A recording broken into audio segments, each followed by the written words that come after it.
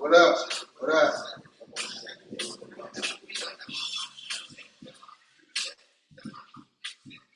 Hepsters. Hepsters. So, check it out. I'm actually live on my YouTube channel. I'm going to delete this on Instagram. So if you want to see it again, you need to go to Untitled Chapter YouTube. Or go to YouTube now and watch it live. So I'll be showing some videos that you ain't going to see here.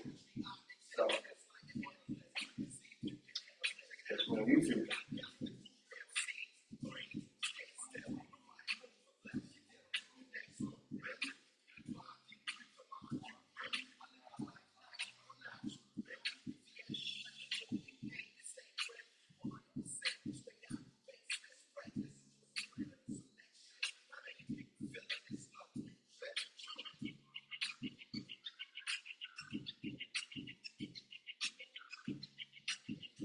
Great.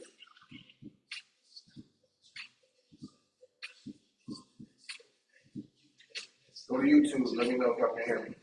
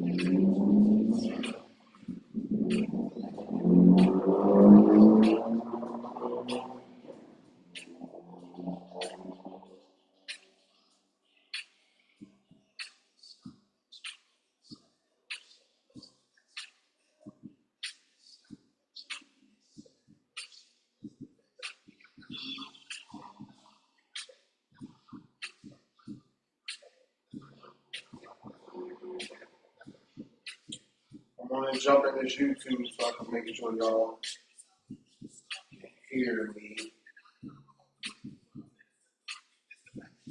No team, so I got to figure all this stuff out on my own. But one day, I get the hang of this. I'm going to be rolling, you know? Or I'll get a team.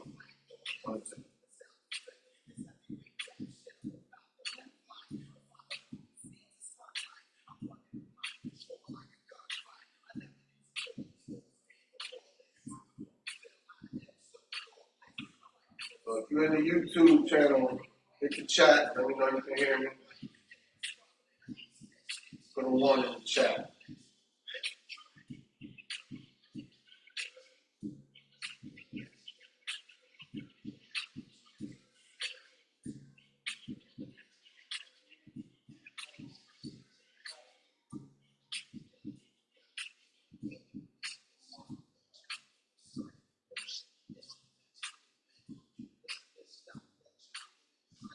Afternoon. Jump on the YouTube.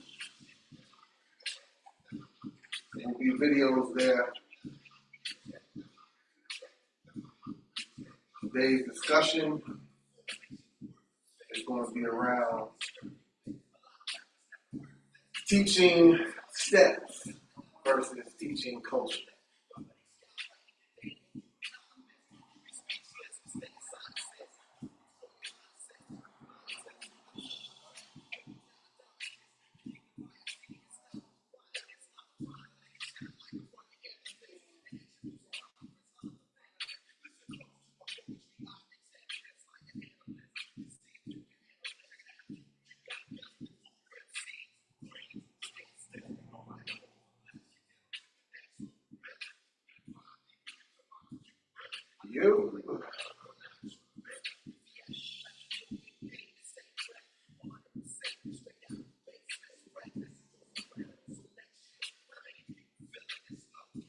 sound is worse. All right, let me see what's going on. What might be happening? It might be happening.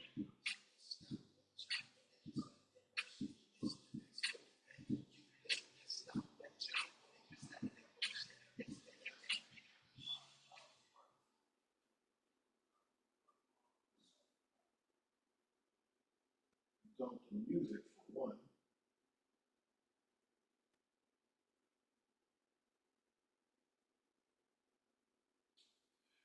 And Duncan, is that any better?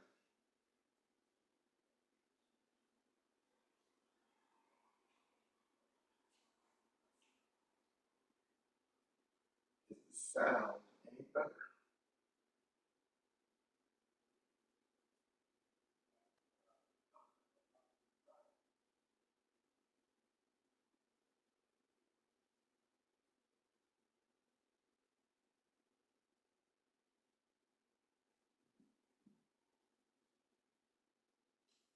Everything looks like it's on. That is supposed to be.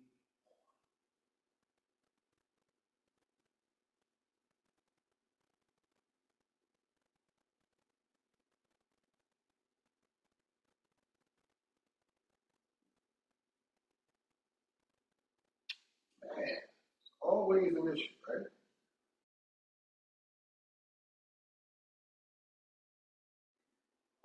There's always something. Cut the music off, so hopefully I can hear my voice better.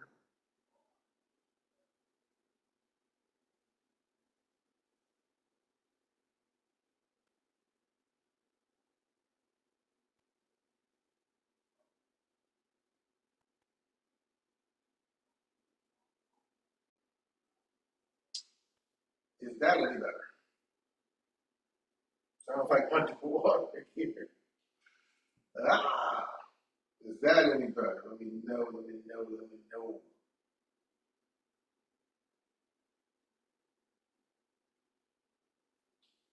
I'll buy me a mic, that's what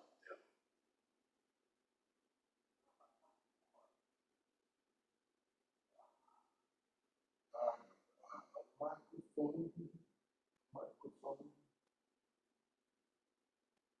Sometimes these speakers, sometimes they're good, sometimes not so much.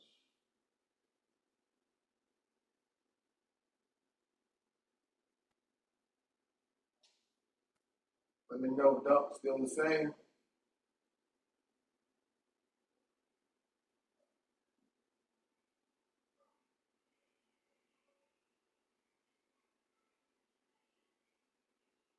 Still trying to get used to this whole thing.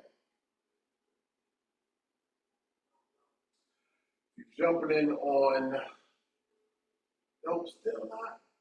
But it was good. Well, the Instagram is still on, but I'm not going to save this on the gram.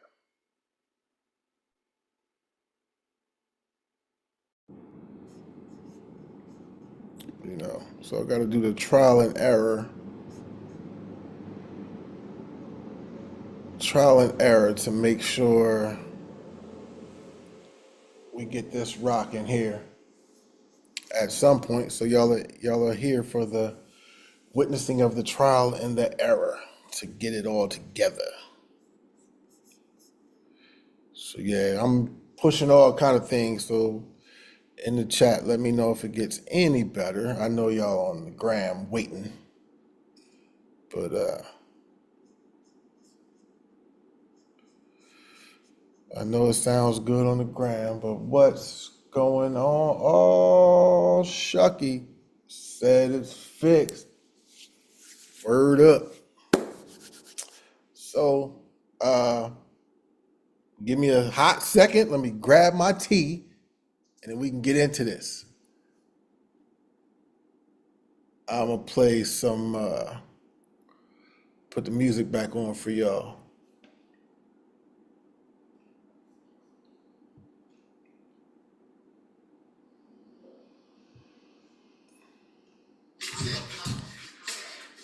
While while I grab my tea. So hold tight. I'll be right back.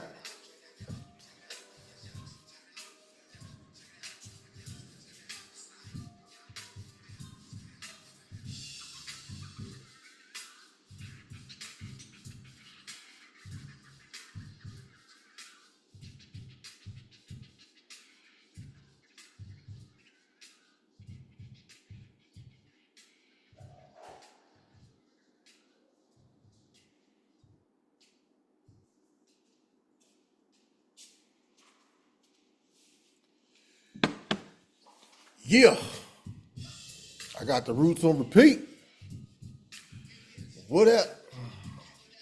So we good. We good on YouTube. Took a minute. Whatever. We good on the gram. About to get into this. Let me douse the music. You know, I don't want no issues with nobody. What you don't have rights to and all that stuff. We got the ha. All right, so feels weird with no music playing, but all right. So here we go. If you on the gram, I'm gonna say it again. If you on the gram, I am live on my YouTube channel. It's pinned at the bottom, Moncel Durden, Intangible Roots. So you can see the video, come in. Or if I show some pictures, you want to come to the YouTube. You can stay here, but you ain't gonna see the video. And the explanation ain't gonna make sense. But if you here on YouTube, you're gonna rock with us. All right, once again, today's talk discussion got started hella late. I wanted to talk to y'all about teaching steps versus teaching culture. And some of this is stemming around my recent trip to Amsterdam and then to China. And what I noticed, so there's a couple things I want to talk about, right? But what I noticed was I see people, like, the conversation of culture is always in the air. Culture this, culture. And sometimes I'm just like, what are you really talking about right now? Because you keep saying the culture with no clarification. And I think black folk are like, yeah, I know what you mean. Maybe Puerto Rican folk are like, I know what you mean. But no, we need to be clear what we're saying. And so it begs this question. I'm like watching people teach. Never been to Amsterdam, never been to China. And so being at an event like Summer Dance Forever, which was dope, I had a really great experience. Amsterdam was dope. Definitely gonna go back and just check the city out, spend some time, and probably will go back during the time where Summer Dance is happening. I'm still not big into battles, but I did like the energy that was there, and it's always events like that are always cool for bringing people together that don't see each other on a regular basis. So I get that, right? It's the battles that I'm not a big fan of. Organic battles, yeah. But that competition structure setup, I'm not the biggest fan. But, do your thing. But watching that, or teaching a class rather, and sometimes not just about summer dance, but sometimes when I'm online and I'm like watching judges' demos and whatnot, particularly with house, I see a lot of steps. I don't see too much dancing. And there is a big difference. And I hear like people are teaching classes and talking foundation and this, and I'm like, it's an interesting conversation. I don't know if people understand the depths of that. And so there's all this curiosity, these questions. Check the chat every now and then to see if there's a question that pops up there.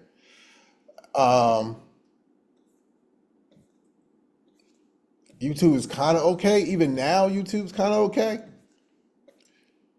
So the thing is this, and I want to see what y'all think about this, right? So I'm gonna show a video of somebody dancing. Not right now. I'm gonna show a video of somebody dancing and then talk about some stuff. I want to talk about disembodied knowledge as well as embodied knowledge, pull some reading and kind of break down some of the information and see what we think about that. And yeah, just kind of keep building on these ideas, these concepts. I've taken some notes and see what's going on. And just want to run some stuff by people and see what they thinking. So here's the thing. I keep seeing culture. I keep hearing culture, but I'm not seeing it, right? So I'm in Amsterdam. I'm at summer dance. I'm watching a couple classes, and I'm like, I see steps. But everybody talking about culture. All I see is steps. And when I was in China, I was asking the older students, and some of them were teachers, like, I was asking them certain things that are specific to the culture, and they were clueless. And I was kind of blown away. I'm like, people been coming here for how long, and y'all don't know this? Or maybe they shared it and you forgot it, or you didn't take heed of it, which is a whole other question. But one of the things I was like, y'all don't know, they didn't know what knowledge, wisdom, and understanding was. And I'm like, how are we talking about culture? Y'all don't know what knowledge, wisdom, and understanding. And even watching, I taught a groove class, right? A groove class. I know y'all throw that word around a lot too. And for me, the way that I approach that is through line dances, because you got to groove all day in a line dance, right? You are talking about the mood of the record. You're talking about all the four bounces. You're talking about the rock, the roll, the skate, all that. You're talking about individuality. You're talking about being inspired by the people in the room, not just the person that's leading in the front. You're talking about having different leads from different directions and seeing the multiple ideas of how you can approach it while having a skeleton to build with on and find your own identity and have fun as a group.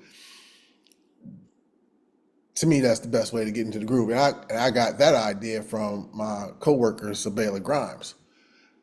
And it was like, yeah, when he was talking about it, I was like, yeah, that's the perfect thing to get into. Is it brings community together, and we find our own voice while having this pattern, while having a sense of repetition. And so that was interesting as well, because people want to get to the hard stuff, if you will. They want to get to all these fancy steps and all that. I'm like, but you can't even groove. And that's what makes the fancy stuff look dope, is that you're sitting in the pocket. And so my curiosity is just blooming, because I'm like, how has people been coming here all this time and y'all don't know some of this stuff?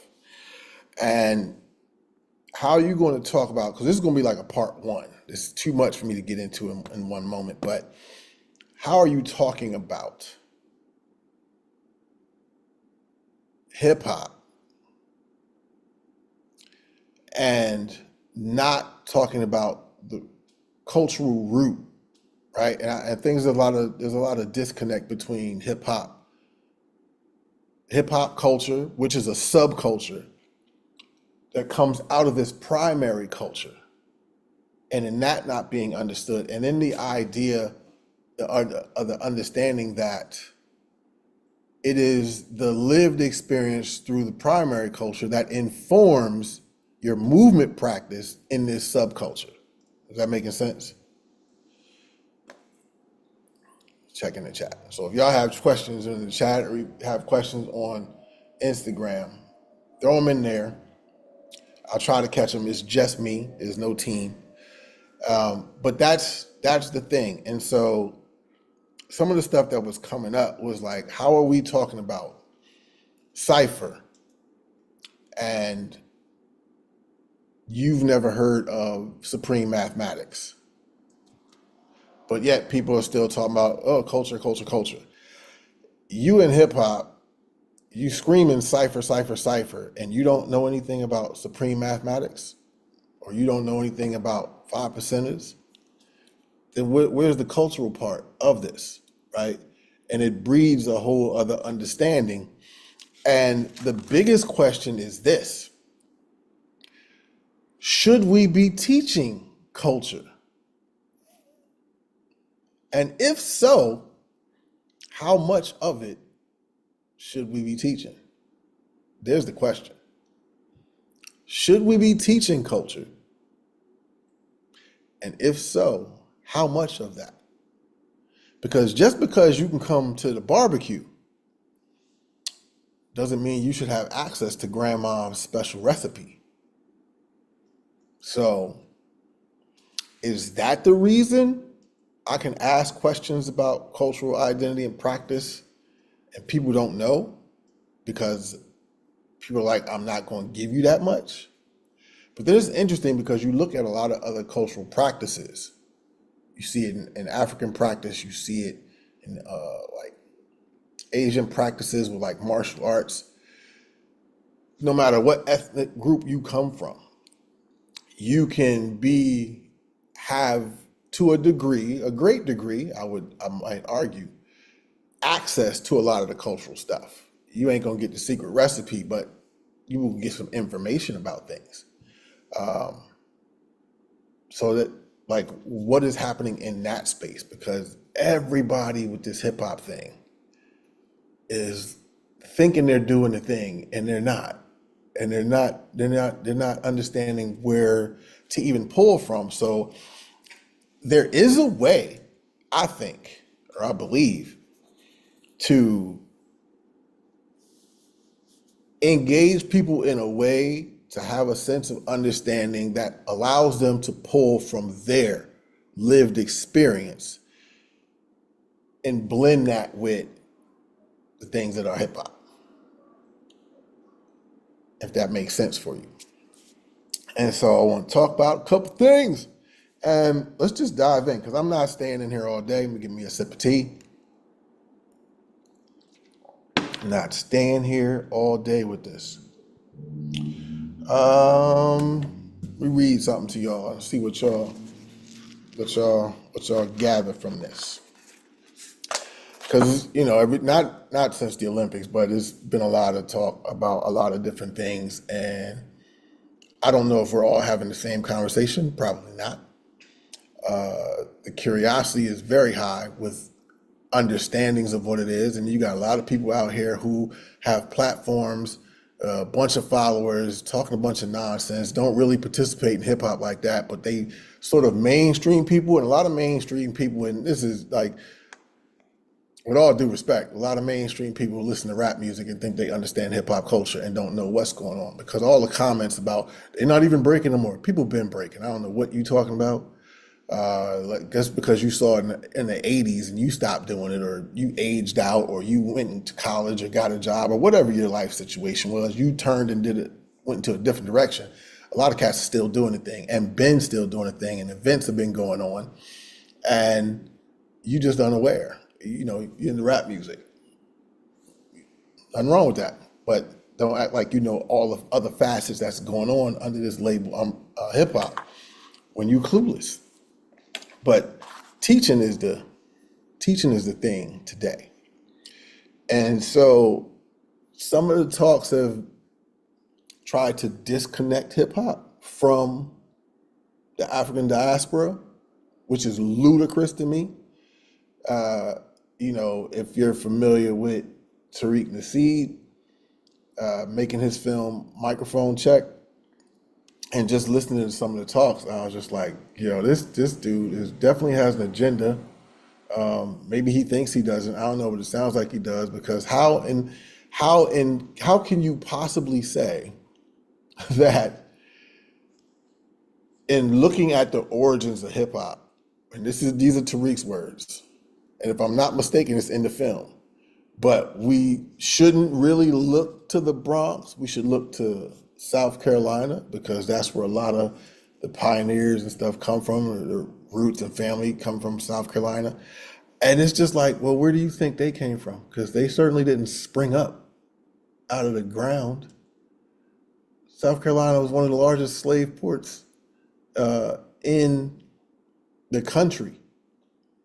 And so where do you think they came from? And do you think because people were enslaved, because I want to be clear, just because I say that South Carolina had the largest slave port. That's what that was called. But the people were not slaves. They were Africans and they were enslaved.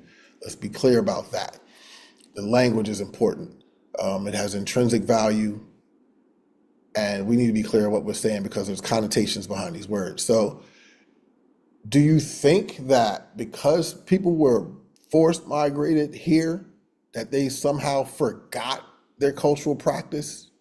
And even over time, you may forget the context for that which you do, but you don't forget how to do the thing.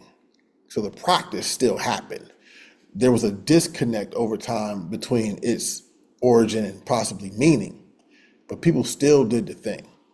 And so to say that hip hop has no connection to that, you're not really understanding what we call Black culture, which there is no country called Black, or unless you want to talk about Ethiopia and its meaning toward the soil, but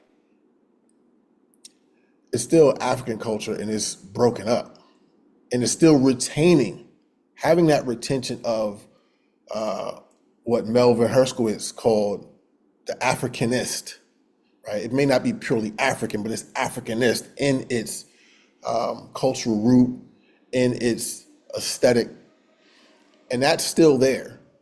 And if we're not talking about any of this, we're not really understanding what's going on. And if we're not talking about cultural practices amongst diverse people around the globe who are participating in hip hop, we're also not showing them how they can bring in their cultural practice and connect it with hip hop to have some small sense of autonomy, at least in terms of like gestural practices and the meaning of it. Because if not, they're imitating another cultural practice with gestures that have significant meaning, and they're just doing it with no meaning to it at all. So there's a sense of proficiency and technical acuity in the step, but it ain't connected to nothing. And so there, when I look at it, I'm like, yeah, I see you doing something, but it's not touching me emotionally. It's not really speaking to me from a cultural root because you don't understand that part. So,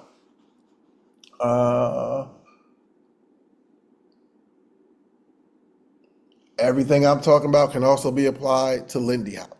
It can be applied to everything, especially in America. And so before I even read this passage, right? Before I even read this, let's think about this. America is like this big melting pot, probably one of the biggest melting pots anywhere. You know, of course, people live in all different kind of countries, but you know, when you're in China, you're in Japan, it's pretty much homogeneous, right? Those are the people there, and there's some other people sprinkled in, but we got a lot of people here. We got a lot of people here who are still not connecting culturally. Yes, I can go to Little Tokyo, and I can go to Chinatown, and I can go to Koreatown, and I can go to Little Ethiopia, and I can go to Little Italy, and I can do all this stuff. Hell, in LA, I can go to Africatown. But because you go to these spots and you might buy some of the materials, you might mostly have food. People go to Little Ethiopia to have food. They go to Chinatown to have food, Little Koreatown to have food. But you don't understand nothing about Korean people or Chinese people or really get invested in the cultural practice of their daily lives. And so while there is this sort of quote unquote melting pot of a bunch of people who never really blended together, it's just there, but there's no understanding. There's a huge lack of understanding. And so when hip hop goes out, you can put Lindy Hop in the same category. When it goes out, people are getting a product, but they're not getting an understanding of that product, particularly to the group of people where it's coming from, nor are they really realizing how it connects to them. They are in a role doing something playing something and thinking they're at the highest level of it when they're just doing steps for the most part. I think there is this human quality around our emotions and how we connect through that people start to find something. But there's so much more to the equation. And so when we talk about culture, I'm like, the people are teaching steps and they're not really teaching culture. Are people even interested in getting culture? It seems to be boring for some. They just want to dance. And does the teacher feel like, well, you know, I'm in this country and they don't really understand what I'm saying? Okay, so what? Does that help them to understand? Find a way for them to understand what it is. because we continuously, or at least I see people still getting upset, feeling that quote unquote black culture is appropriated, or that these other cultures know how to capitalize and monetize this, and we here in America can't figure that out. So then there's this like, oh man, they shouldn't be doing it, whatever, whatever. I'm like, but again, are we teaching culture? Should we teach culture? And if so, how much of that should they have access to? Are we even able to be in agreement on how much people should have access to? Like, what are we giving them? Are we just giving them steps and letting them run their way? And it's really difficult for me because as somebody who cares about education, like many of us do, it's hard for me to like, no, this is why this is. I think that is important for you to hopefully have a level of reverence for wherever it comes from, no matter what cultural practice you're studying. Because if you're studying dance, I don't care where the dance comes from, you are studying culture.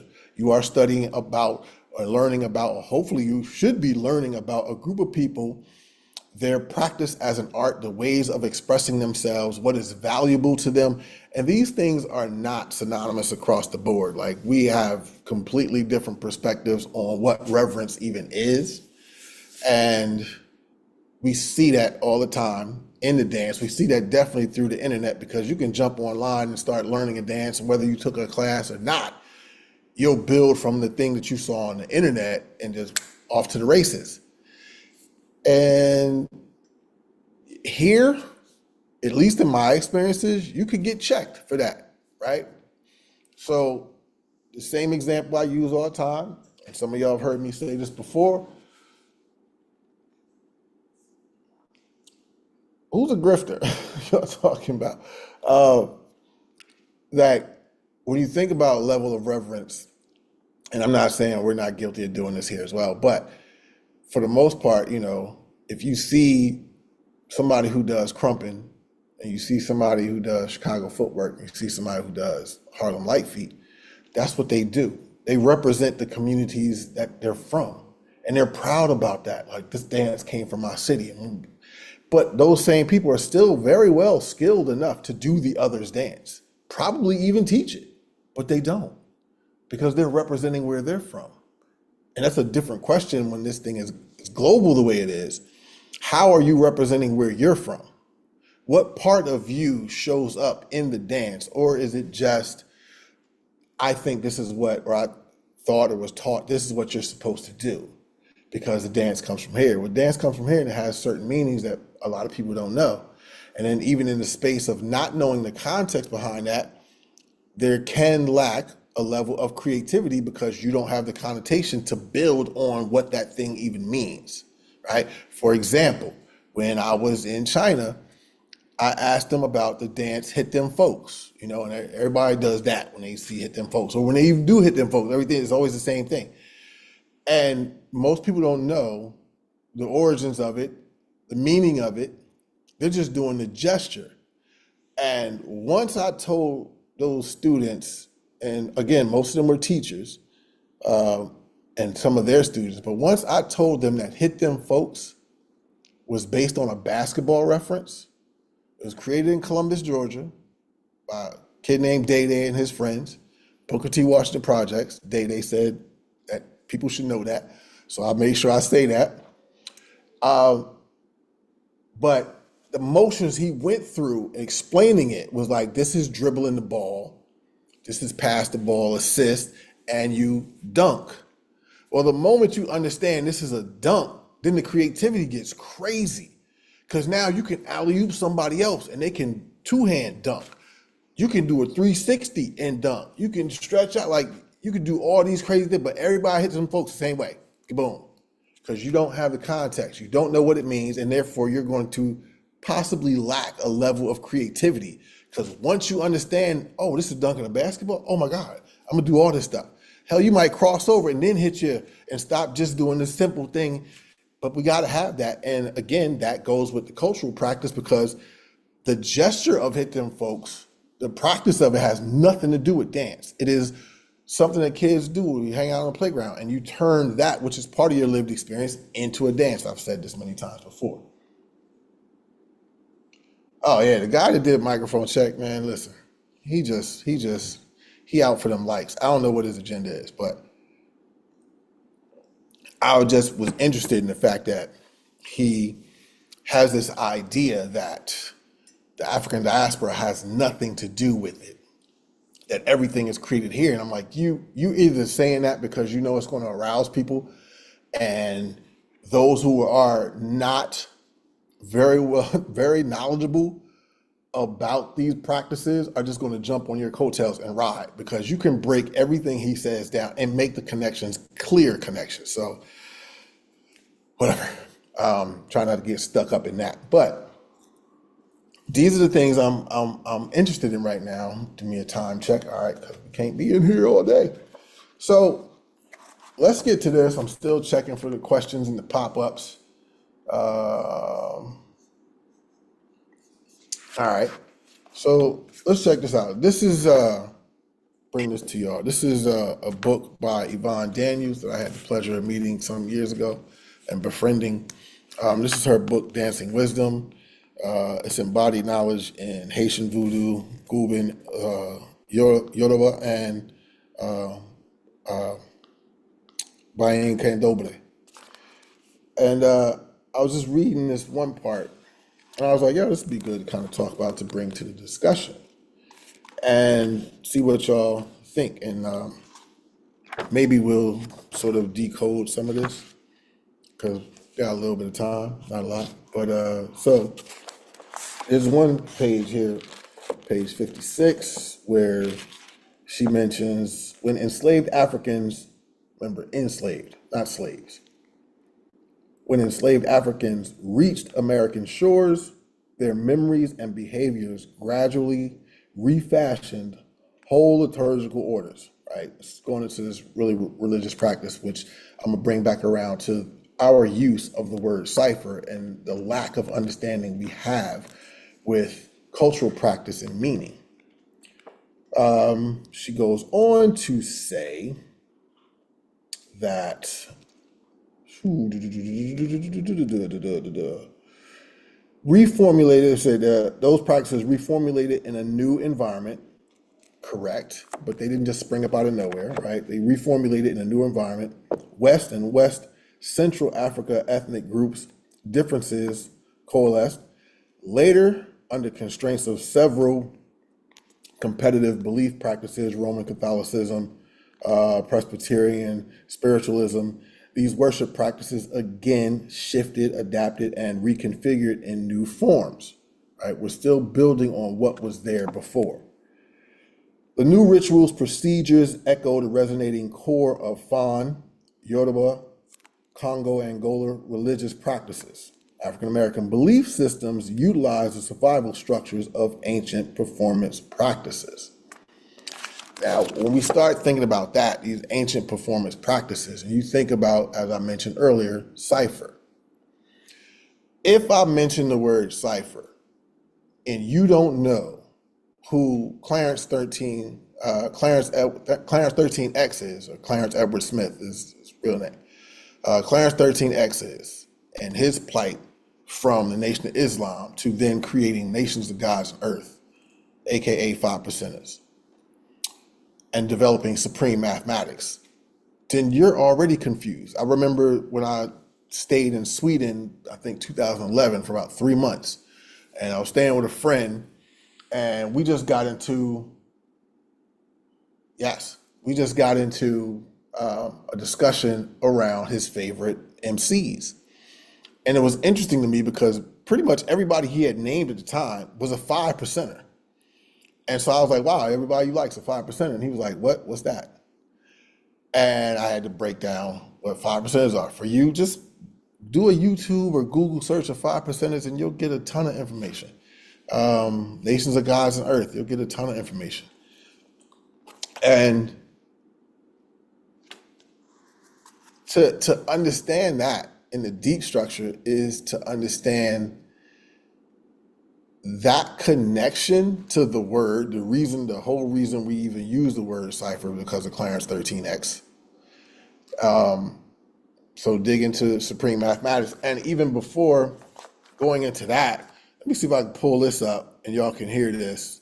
I don't know if I've done this on any live before. I've definitely probably did this in my classes. And so listening to this song here, oh man, it won't even play. Look at this.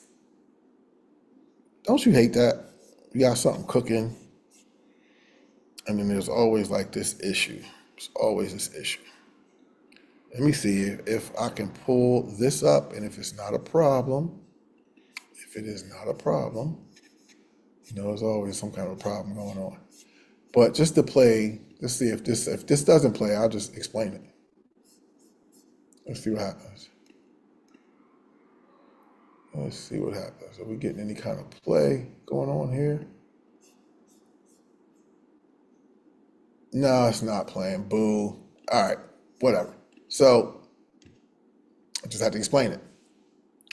So there's a bunch of songs I can pull up, right? There's a bunch of people who are either 5%ers or follow 5% teaching. There's Busta Rhymes. There's going back, there's a Tribe Called Quest. There's De La Soul. Poor Righteous Teachers. PE. There's a number of cats. And Rakim. There's a number of people, right? I don't know today how many people follow that. I really don't know today. But one song that is, to me, really clear that people know that's pointing towards supreme mathematics is Erykah Badu's song, On and On. And so somewhere around, if you have the song On and On, go to, it's about a minute and 11 seconds, I believe, a minute and 15 seconds, somewhere in there. And she throws the line at you, I was born underwater with $3.06. You may laugh because you did not do your math. Just talking about supreme mathematics, right? And so being in China and asking these, can talk and start having a conversation about knowledge, wisdom, and understanding, and each one of those representing 120 degrees, and these students had never heard of this. Or again, maybe the people that were there, going there, explained it and they forgot. That's possible. But at the time, they didn't know what I was talking about. And so I had played the Erykah Badu song. I'm like, when you look at those first three, knowledge, wisdom, understanding, because we always hear that in hip hop. And I don't think people are asking why enough. And you need to ask why so that you have understanding. And each one of those representing 120, and together that's 360. So Erykah Badu is saying, I was born underwater, amniotic fluid, but then water in the connecting to our ancestry, which again, cipher being the unknown and represented by this circle, then you're connecting that to a ring shout. But before I go there, her line, born on water with $3.06, 360 degrees, right? You may laugh because you did not do your math. You don't understand supreme mathematics and the meaning of this. And so we keep using this cipher, all this information and understanding the circle, but we're not understanding the practice, the cultural practice in this, right? And so that's, again, to the question. Are we teaching culture? People keep talking about culture, but are we really teaching it? And are we separating primary culture from subculture? Because hip hop is not the primary. It is the subculture based in primary practice. But we've sort of detached ourselves to that. And I'm like, that's what we need to go back to. Let me jump back in here.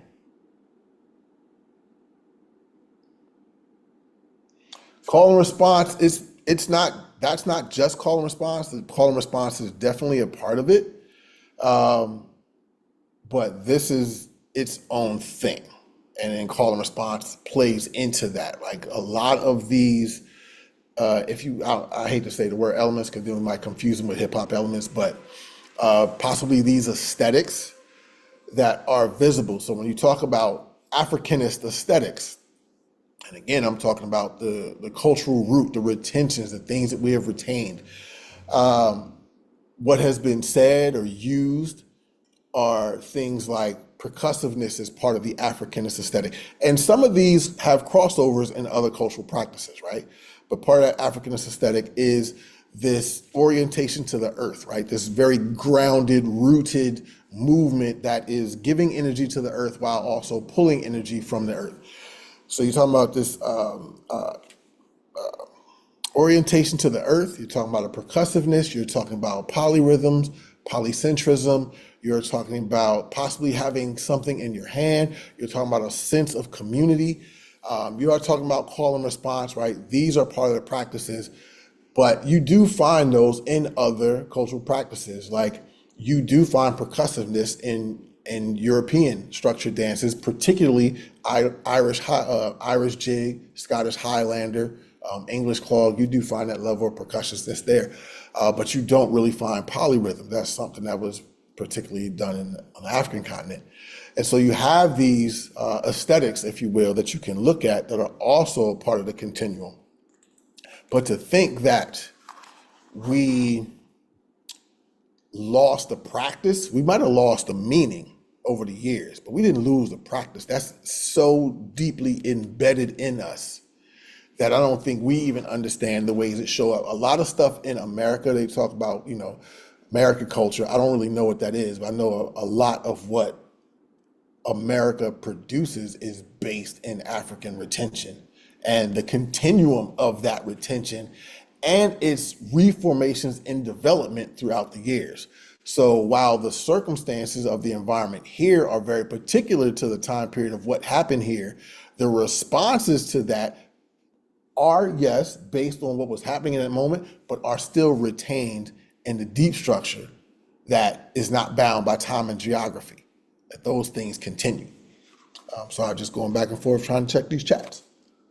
All right.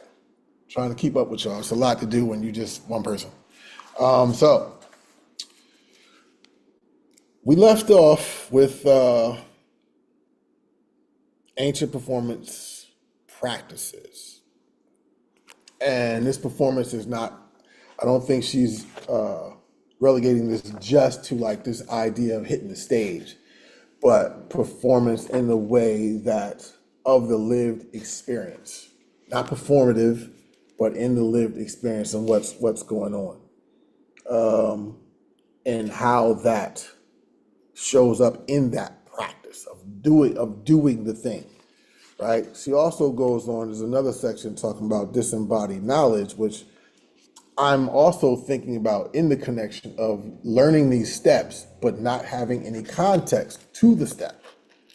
And this one I kind of explored, and I wrote a bunch of notes to even think about as we get into this part. So this is saying intellectual knowledge without concomitant integration. Concomitant is basically like what you would say, just the natural accompaniment, right? The understanding of the integration of somatic intuitive understanding and the spiritual wisdom their combination yields is disembodied knowledge. If you don't have the accompaniment of that information, if you don't have that information, if you don't know what's going on, then there's disembodied knowledge. You might have a movement. And again, as I said earlier, you might have technical acuity of that movement, but there's no meaning behind it. You're not pulling from an understanding that helps me see that you understand what it is that you're actually doing, right?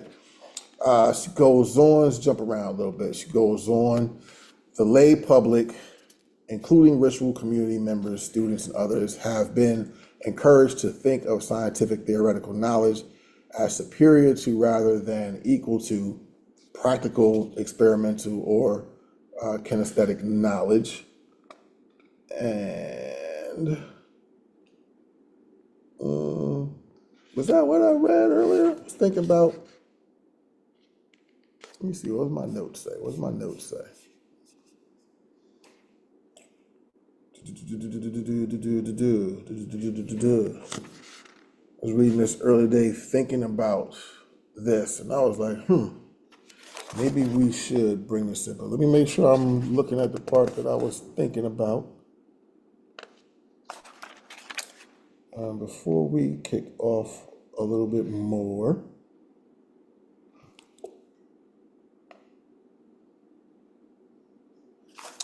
refer to my notes. So there's a section here,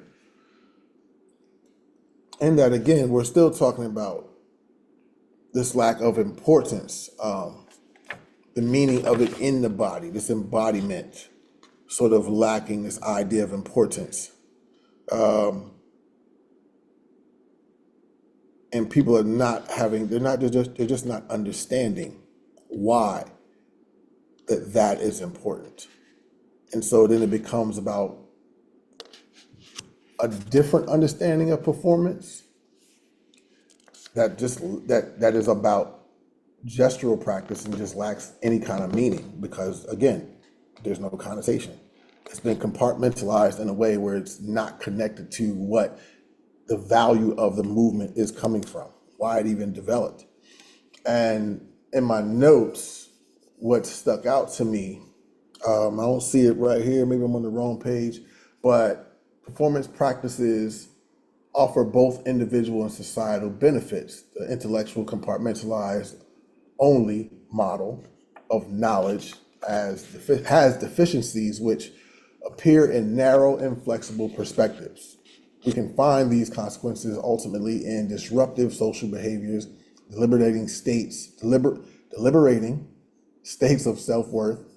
Embodied knowledge is acknowledged only rarely outside the discipline of dance. When it is recognized, it is critiqued mainly for a lack of quantitative or empirical proof and its resilience and qualitative evidence. Limitations within both models should not suggest an either or policy, either exclusively mainstream, partitioned specialization, or exclusively traditional holistic integration of knowledge. So we're talking about value of performance practices, right? It benefits both personal and individual, communal, of what that is, the significance and the benefits of whatever this thing is. The critiquing of intellectual is we can kind of consider this limitations on the meaning, the narrow, inflexible perspectives of what these movements can mean, the traditions behind them, the intellectual knowledge of it, why this is important, who thinks it is important, is this stuff being passed along, how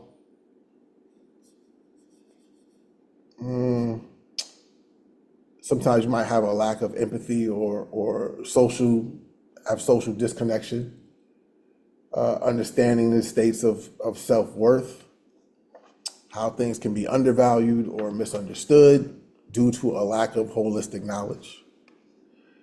So this, the term, the embodied knowledge, this is referring to understanding the wisdom gained through the physical experience, such as the dance, but then the dance is again connected to a lived experience where those gestures have a whole other set of meanings.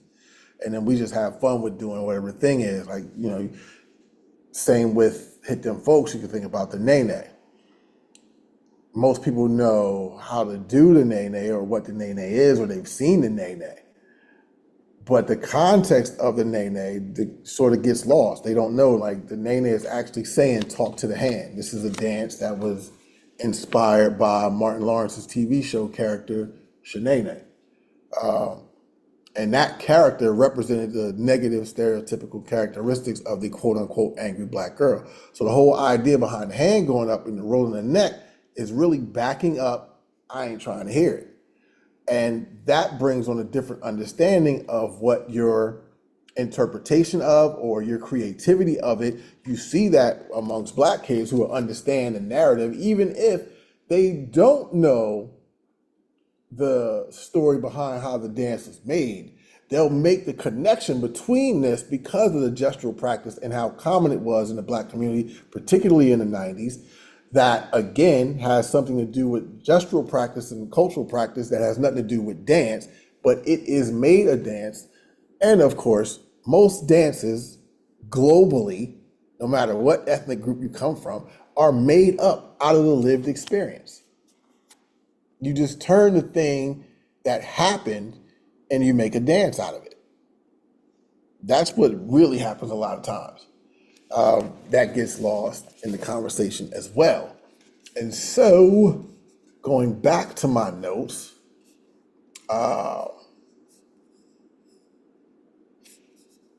having this level of information is rarely acknowledged outside of dance, in other disciplines. Why is this important?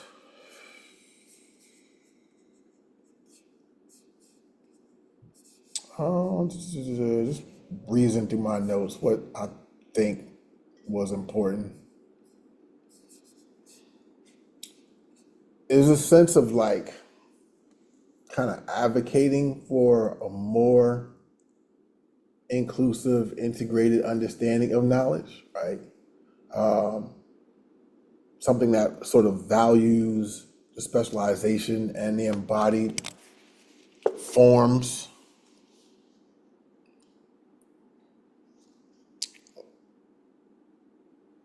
And I think with these dance practices, there is a way, like when I was in the Philippines in July, I was saying to them, and I've said this for a while. I remember in the same time I was in Sweden, 2011, I said the same thing.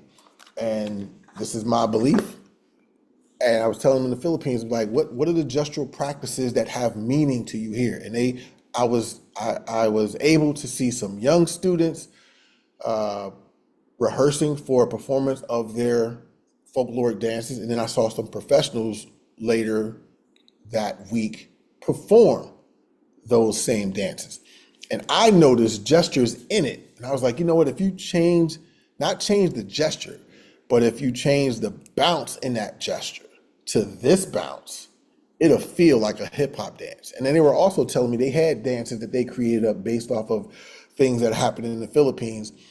And I was like, yeah, you could do that. You could totally do that. And then it creates a different autonomy for them to be like, this is the kind of dance we do here. Because let's be clear, you can learn the dances that we do here in America, but you don't have to do them to whatever hip hop song. Hip hop song come out, you can dance how you gonna dance to it. Ain't nobody told these 8-year-old kids nobody told he couldn't name and create a dance called Hit Them Folks. Ain't nobody tell the kids in Atlanta, We Are Tunes, that they couldn't name and create a dance like the name that. Ain't nobody told none of them that my generation, nobody told us you can't name a dance and you can't create a dance. Now there is some common practices amongst Black people in America because of the common experiences. We'll find a lot of these connections in the movement fundamentals, in that bounce, rock, roll, skate, right? We will see that. But you can go to these different environments and the languages are not the same. Colloquialisms are not the same. The styles of dress are not the same. The kinds of music you like are not the same. And that there's those differences. So while we can connect to this hip hop stuff, you can still go to Atlanta and they'll have a whole different verbiage for you. You can go in the 80s, you can go in New York and that's the joint would be the thing. But in Philly, that's the joint. And you got dances in Philly, they got different dances in the Midwest. They got different dances in Cali. They got different dances in the South. And I'm like, yeah, y'all have access to that too. Now, whether or not somebody is going to call them hip hop, that may be a different discussion. If they have those elements, the fundamental elements that you can learn that are just part of the human experience, everybody bounces. Babies bounce. You're not special because you bounce, but it does play a particular role in its execution within quote unquote Black cultural practices. So the way in which you engage in that thing has maybe some level of specificity, but the bounce itself or rocking itself, I mean, what do we do when we babies? We bounce babies, right? Babies are bouncing in the womb. Well, we rock babies. Like just the idea of rock and bounce and all that, these are very human qualities, but they can take a particular approach giving a particular environment and be addressed a certain way. So there is that. Just checking the chats. So again, going back to like, are we teaching culture? Should we teach culture? And if so, how much of that should we be teaching? Or are we just good with just teaching steps? It's a question, because passing on the information, I want to pass on the knowledge. I want to break that down, but then it's like, even if it's not a part of your culture, it should at least invoke a conversation around what is meaningful in different cultures, right? So let's go back, and I won't go through a whole ring shout. That'll be a time for another day. We got 15 minutes. I'm gonna check out. If we think about, like, again, the idea of cipher, everybody cipher, and nobody's, I'll ask people a very simple question. What is the difference between a circle and a cipher? And usually they're conflated, but there is a difference in the spiritual practice that is connected to a cipher and its deeper meaning, which is also most likely connected to the Sefret, the Kabbalah. There is an understanding of the meaning of the ring shout and the ways in which African people in bondage cultivated community, continued their spiritual practice in these lands, but also influenced by European psalmody, put lyrics to hymns based on their agrarian practices at the time, which ultimately leads to what became known as gospel music. So you had different iterations of that. Sorrow songs were in some texts, some of the first labeling, if you will, of what became gospel. Spirituals, Negro spirituals to be specific, but also spirituals. And then later on, gospel. So it went through a bunch of different names, but it is based out of a culmination of, again, taking European hymns, putting lyrics to them, but having movement that was based around the ring shout and the shuffling that happened in the circle, and then that ring shout representing that circle in the middle, representing water, representing a way to connect to the ancestors, which is what that circle signifies. It signifies on a, if you want to say a basic level, right, on a communal level, that we are collectively together. The reason that the individual is in the center is because we recognize you as part of the collective, but we also recognize your individuality. And stepping into the center is our way of uplifting who you are. Because what Jackie Malone says in her book, Stepping on the Blues, she says that, in talking about Black cultural practice, that individuality and originality are not just appreciated, they are expected. And so in this circle, in this round, yes, there's a sense of protection because I can see beyond you, you can see beyond me, but there's also a collective coming together, recognizing the strength of the community, but also that you still are an individual, and in that center is where you take shape. But that is also, I'm not going to have time to get into that, but that is also part of the connection to the crossroads and the luau, the spirit coming through, that can be placed or embodied in that person to take them to a whole different level of their dance. It is based in that, even if you're not in a circle cipher thinking in a different circle cipher, is the circle is just a gathering, but the cipher is when it reaches that heightened level of connection and awareness that we have of what is actually happening in this moment, that there is another energy in this space. There is a connection and an understanding of that even if you're not in this spiritual practice, even if you've never been to church or understand worship and that is what that is represented by. And that is the continuation. Circles exist in every culture around the world, and they have different approaches and different meanings, different aesthetics. But for this aesthetic in quote unquote Black cultural practice here in America, it is connected to the ring shout, and the ring shout is connected to the Congo. So for anybody to say that the African diaspora has nothing to do with, You're either intentionally trying to cause an issue because you think people are going to jump on board with that kind of a narrative and they lack information, or you are absolutely clueless. That's for your old boy and his crazy ass film. Um, who combines shapes and sweets for? That's dope.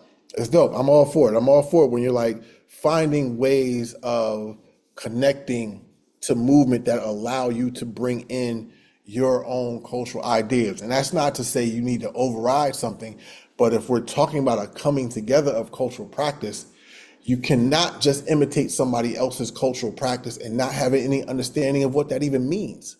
So to me, there is some spaces, particularly with social dances, right? Contemporary social dances, there are some spaces where you in your individual presence can flip the gestures by borrowing in, if you will, borrowing your own gestural practices that happen within your culture. So if I'm in China and I'm teaching them a dance, or I'm in Japan, I'm teaching them a dance, or wherever I might be, my question to people is like, what are some of the gestural practices that are common amongst Chinese people in this area, right?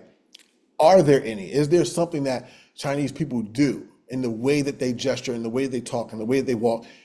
Maybe incorporate that, because then there's a different identity practice that other people in China will recognize themselves within it, and not purely this imitation of something we don't really understand.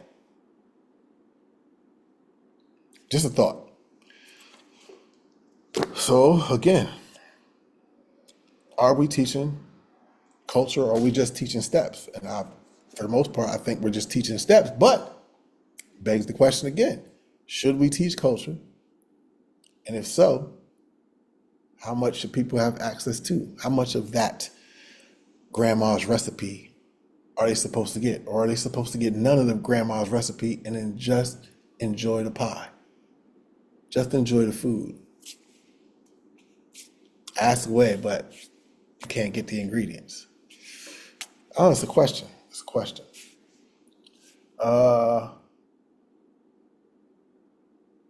Can I turn? You should be on YouTube and you can see my face, but I can't put my phone in front of the camera because I'm actually on Instagram here and I'm on YouTube here. And I did say I was going to show y'all a video, so if you ain't on YouTube, you ain't going to see this video. Now, I'm going to briefly say this in the few minutes we got. In thinking about, if you want to get on YouTube, go to YouTube. My channel is Munsell Durden Intangible Roots. You see what's going on. So for those that are on YouTube, you will see this video. And this is a video of one of my favorite dancers, E.J. Wilson. And for me, I don't have time for this, so this might be a part two. There's a lot of stuff to talk about. But in the space of teaching steps versus teaching some of the cultural practice, and even the cultural practice can be aligned with steps, right? But then there's a whole other approach to it. And particularly with house, I see a lot of people doing steps, and there are no steps in house. Let me say that for Instagram. There are no steps in house. What do I mean? Many stories going around about the name, but we do know that at the behest of Brian Green, the group Dance Fusion, the group he was in at the time, they decided to come up with some names. But we also understand that they were influenced by everything that not them, but the hip hop generation, some of them included. The hip hop generation was influenced by what was happening in house clubs. So the hustle and just the individual expression of what people were doing, because that's what the house clubs were all about. They existed before the hip hop kids went in there. And so you go to Chicago, they'll tell you flat out, there ain't no steps in house. And house music started in Chicago. Not quote unquote disco, which really there is no such thing as disco music. Disco is actually R&B. Billboard magazine labeled it disco because of the popularity of discotheques, which is where they played this upbeat tempo R&B music that was based on the construction of the hi-hat by, story says, Earl Young, who was the drummer for the Tramps, who changed the timing of The Love I Lost by Harold Melvin and the Blue Notes, and put 4 on the floor, eighth notes on or half notes on the snare, and eighth notes on the hi-hat. And it was the construction of the hi-hat that told you what type of a quote unquote disco song you had. But it was really R&B music. But that popularity of this dance tempo R&B music in discotheques is why they stuck the label disco on it. And then discotheques got shortened to disco, discotheque being a word from France, which was actually brought to America by an expat. I can't think of his name. Probably couldn't say it right anyway because it's a French name. But I do know, I think his first name was like Joan or something. Anyway, off track. So these steps are mostly hip hop steps. The Farmer ain't nothing but the East Coast stomp, just in a different tempo. That's all that is, right? And even Sekou had put out a documentary, not a documentary, he put out a DVD at one point and showing you the connection between the hip hop steps and house steps. And so they're hip hop steps, right? But the other thing that's influenced by house dancing, and that's even a question, are you a house dancer or are you just dancing house music? And for me, most people are just dancing house music. House dancer, I'm like, I used to subscribe to that, but I no longer subscribe to that. I used to subscribe to the steps. I no longer subscribe to the steps. When you grow and you get more information, you realize what you didn't know. But the dancing element, while I'm watching these videos and I'm watching judges, I'm like, they're just doing steps. And you got dope steps, amazing combinations, but it's step, set up, step, set up, step, set up, step. I'm like, where is the dancing? And Ejo is, for me, of that generation, one of the only ones that is doing the dance, and you see the hustle in his dancing. Because the hustle, that inspiration takes on a quality, and this is what I was telling them in Amsterdam. It takes on a quality of you being both the follow and the lead in one body.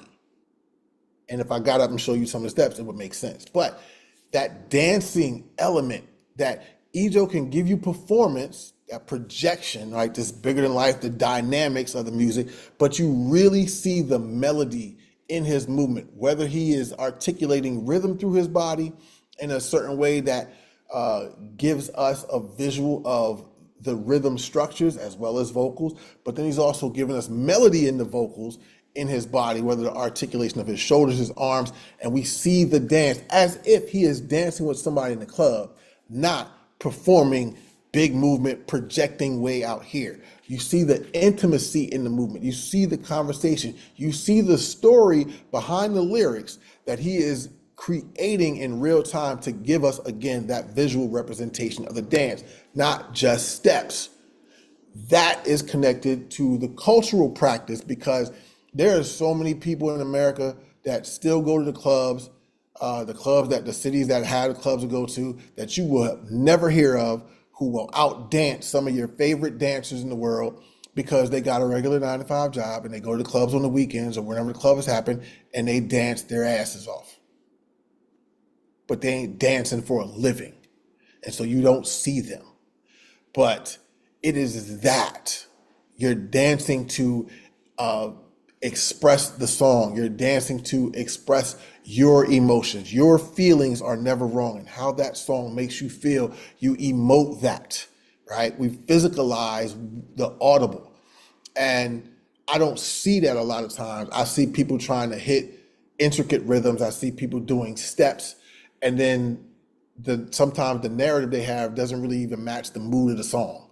But Ejo, for me, matches it beautifully. So let's look at a little bit of this. And if you ain't on YouTube, you can go to watch it on YouTube later. This will be deleted. Instagram will be deleted. So here's Ejo. Jump on YouTube, y'all. And I'm gonna go to a couple spots. I think 5:30 had my interest with what he was doing, how he was moving his body, and listening to the song and watching the emotion in the body, the articulation of it.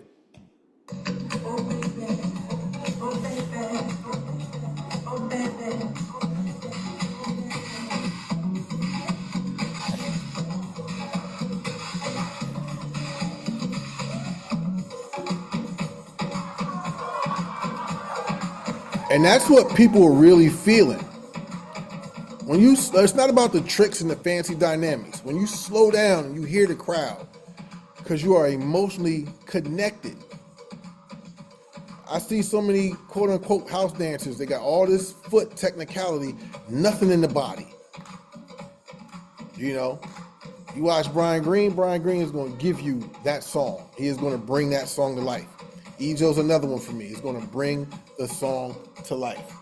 And that was just that little part, right? Just this little part right here, beyond the tricks. Just again,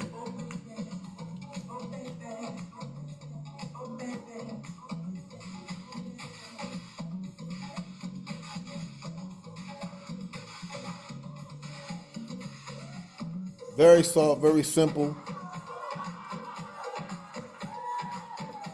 Again, he could be in a club dancing with somebody with that. The other part I enjoy. I mean, I enjoy this whole thing, but I'm like, I'm not showing this whole thing on this.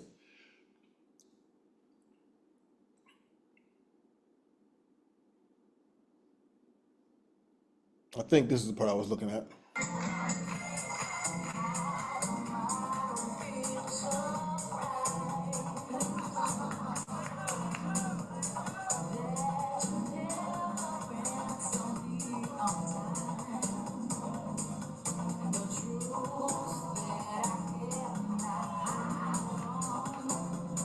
It's the subtlety in it.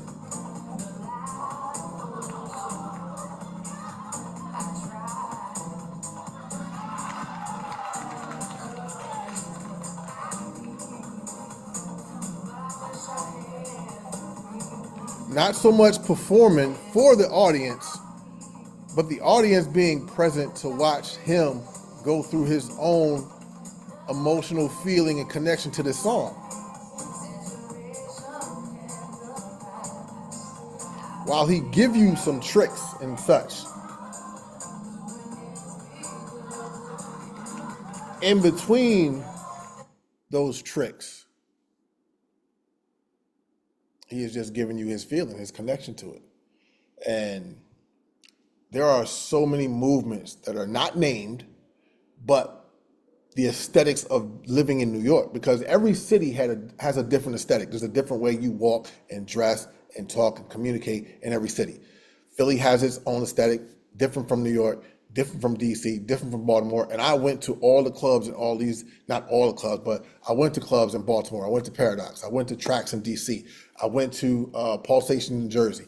There was another club in Philly back in the day, I forget it, but then there's also Baseline in Philly I went to.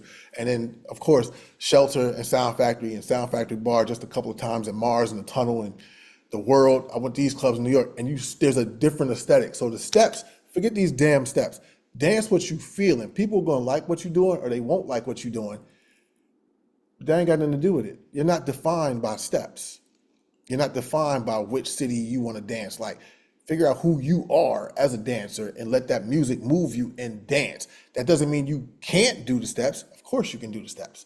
Some of the steps are fun and really cool, but you're not beholden to those steps.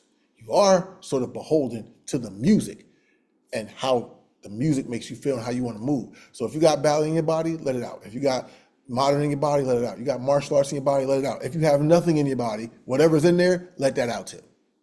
It's a whole other understanding. But we're not being taught that. We're being taught steps. And then we're defining our ability to dance based on a bunch of steps, where we're not getting enough cultural practice and understanding behind what we're doing. So it limits us. And I say we challenge that. What time is it? It's time to go. I'm going to check this chat one more time.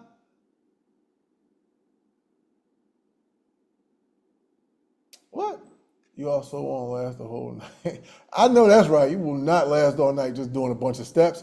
Oh my God, you'll go through it. But I hope this adds to the conversation. So like, again, what are we doing? Are we teaching steps, or are we teaching steps and culture? How much culture should we be teaching? Do we have the reverence for truly appreciating respecting, appreciating the cultural practice and the meaning behind it. Why are we doing this? Are we finding some sense of autonomy to what we can add to this while still having the reverence for that dance, not purely as something to be monetized and commodified in our country away from its, root, if you will? So yeah, that's all I wanted to talk about today. Hopefully that wasn't too long. I actually don't know how long this was. It's probably an hour or hour and a half because it took me 30 minutes to get this thing functioning. But anyway, I'm off topic. So with that, I'm going to bounce out. If I missed a question, if you had a question and I missed it, I'm sorry. It's just me here, so I'm trying to do a bunch of different things at the same time. But I'm figuring out, I'm learning. Y'all, I appreciate y'all being in here learning with me. I appreciate my Hepster community. Oh, just for clarification, I always say, what up, Hepsters? If you don't know why I say that or what a Hepster is a 1930s, 1940 term for a hip person. In the jazz era, they didn't say hip, they said hep, H-E-P. Cab Calloway put out a dictionary called the Hepster's Dictionary, and this was considered jive talking. But Hepsters are the people that are aware, that are in the know of what's going on. And for you all to stick with me and ride with me, y'all are in the know of what this is all about, what Intangible Roots is all about. So with that, I thank y'all for tuning in. Yeah, if you're on Instagram and you want to see this whole thing back, you're going to have to go to my YouTube channel because this is getting deleted. Every time I go live, it's getting deleted. If I'm on YouTube, Instagram is getting deleted. So I'm checking out. What's the day? Sunday. Have a blessed day. And yeah, man. I'll catch y'all later. Peace.